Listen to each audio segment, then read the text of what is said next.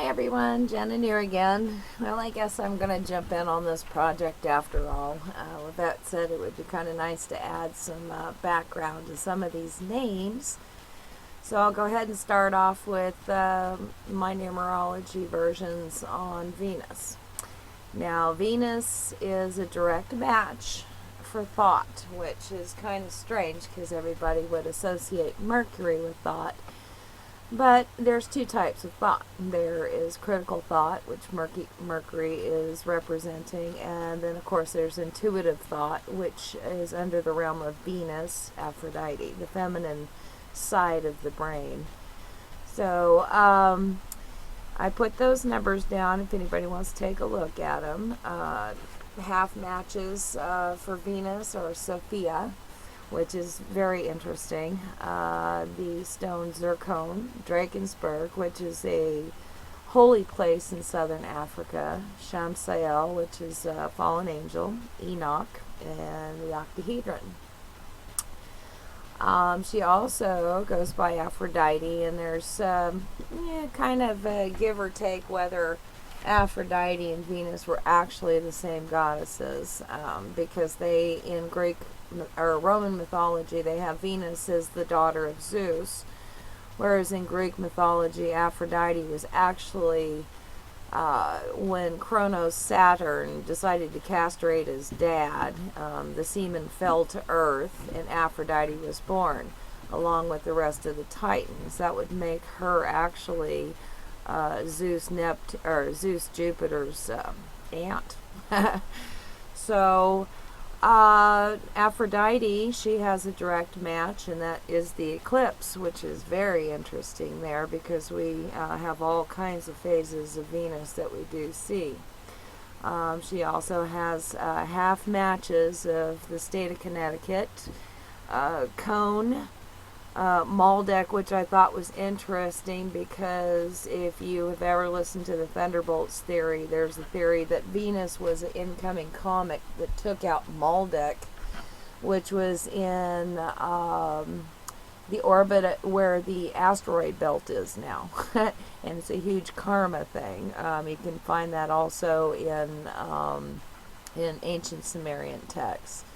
It also matches knights, like a Knight of Honor. Sess, which is one of the relatives, descendants of Magog. Bank, which fits because she's supposed to be the goddess of fortune as well. And curious of all things, Adam, as in the Adam. Alright, so moving on, I want to talk about the glyph a little bit. I know that Levette had touched upon this, and I'll just go ahead and read the information that I've got. If you take a close look at Venus's glyph or symbol, it shows the spirit, which is the circle, over matter, which is the cross, and the cross representing the four elements of nature. Also four directions, whichever you want to subscribe to it. It's similar to Mercury, but it's minus the crescent at the top, which indicates the difference in the thinking, left brain, right brain, if you ask me. And this is just, it's explaining there. So in Rosalian philosophy, Venus is associated with Neptune, and matter of fact, let's see, let me pop over here real quick. Where is it? Oh, there it is. In the book of Cube, he did a series on, this is Jose Aguilera, and he did a series on the Bode numbers and how the numerology of the Bode numbers works. And of course you've got the inner planets, which indicates Venus as being the inner thought planet, which fits. And of course Uranus and Jupiter and all the outer planets is your influential instead of your instinctual. I'm not going to get into all of this. I suggest you go look it up. Look for the Book of Cube series on the solar system. Anyway, they're connecting Neptune and Venus as your allied memory instinct. And basically that is your emotions, your intuition, moods, that all those watery aspects. So now you can say Venus is associated with the watery aspects. Okay, let's see if I can do this. Where is it? How do I go back? Okay, so as soon as I can figure out how to do this. Oops. Okay.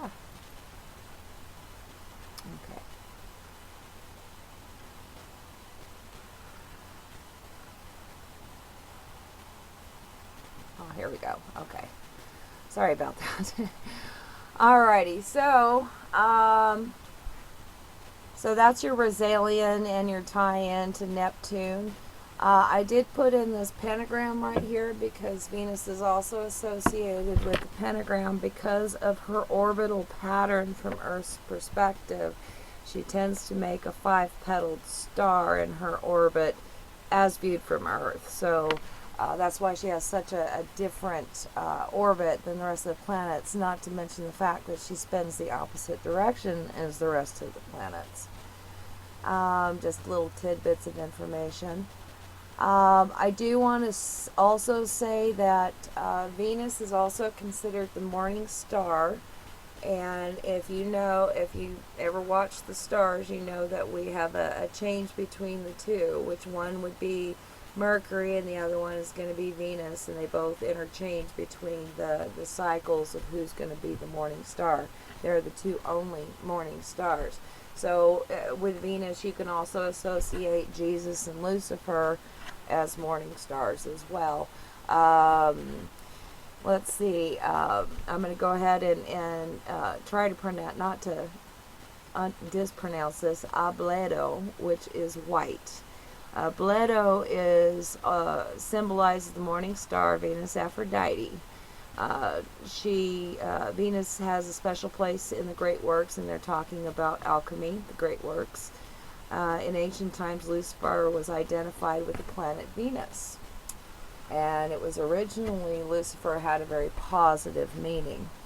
As we mentioned above, Aphrodite, Venus, as the morning star is the central image for the albedo phase of the great work, the great alchemical work. Aphrodite was born from the foam that arose from the genitals of Uranus, cut by Kronos, who is Saturn, out of hate and jealousy, and fell to the sea. And there's lots of myths surrounding this particular thing I won't get into, but they are really neat myths. The cutting of the genitals represents repressed and tormented love.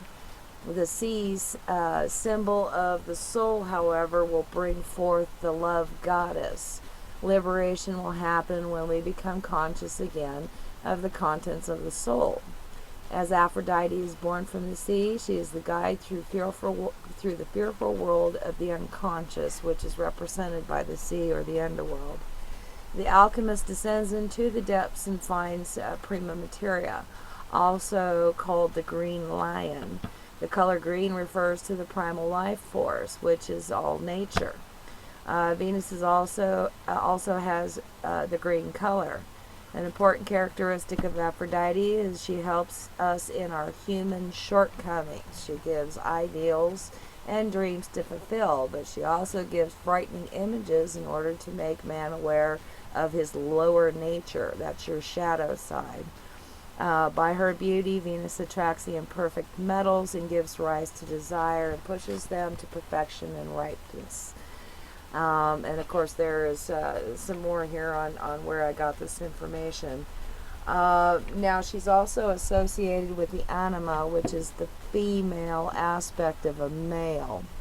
And anima actually translate right out to white, so that it fits perfectly. In Jungian psychology, Venus Aphrodite is the archetype of anima.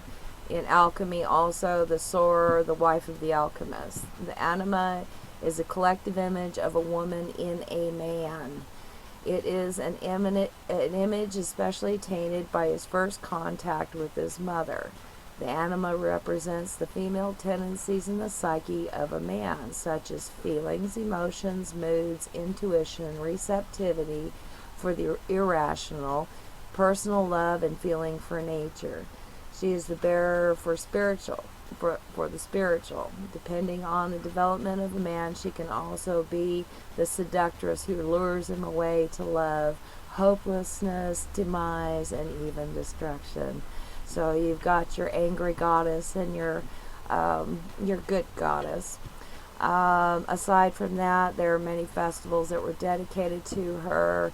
As you have the cult of Dionysus, you also have the cult of Venus, and generally they're in charge of the porn industry, from what I understand. But they're all about sex and fertility rights, so that's what that's all about. Alrighty, I think that's all I've got on Venus. I hope this helps you guys out with your project, and if there's anything y'all need to ask me, well, you know how to get a hold of me. Peace, love, I knew.